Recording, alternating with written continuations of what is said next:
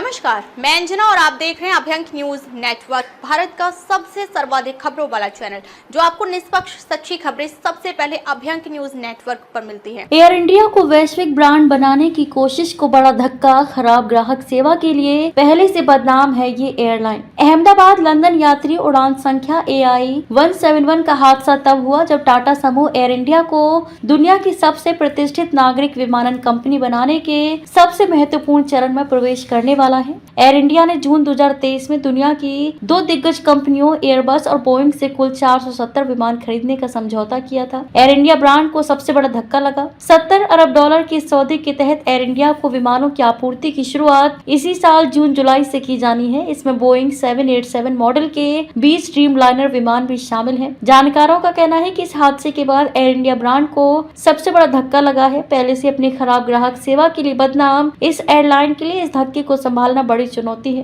टाटा समूह और air India प्रबंधन इस बात को भलीभांति समझ रहा है। हादसे के कुछ ही घंटे बाद टाटा समूह के चेयरमैन एन चंद्रशेखरन ने कहा कि इस दुर्घटना से हम काफी आहत हैं। इस समय कोई भी शब्द हमारे दुख को व्यक्त नहीं कर सकता। जो लोग इस दुर्घटना में मारे गए हैं या जो लोग घायल हुए हैं, हम उनके व उनके परिजनों के प्रति अपनी संवेदना व्यक्त करते हैं। मृतकों के परिजनों को 1-1 करोड़ रुपए देगा टाटा समूह। हादसे में मारे गए सभी लोगों के परिजनों को टाटा समूह 1-1 करोड़ रुपए देगा। जो लोग घायल हुए हैं उनकी चिकित्सा का पूरा खर्च भी कंपनी उठाएगी और अन्य आवश्यक मदद भी देगी। साथ ही बीजे मेडिकल हॉस्टल का भवन बनाने में भी मदद की जाएगी। एयर इंडिया की एक विशेष टीम को अहमदाबाद के लिए रवाना। इसके बाद एयर इंडिया के MD व CEO कैंपबेल विल्सन ने कहा कि हम सभी विभागों के साथ इस आपातकालीन स्थिति से निपटने में सहयोग कर रहे हैं। अतिरिक्त सहयोग के लिए एयर इंडिया की एक विशेष टीम को अहमदाबाद के लिए रवाना कर दिया गया है। विशेष हेल्पलाइन नंबर भी स्थापित किया गया है ताकि पीड़ितों के परिजन संपर्क साध सकें।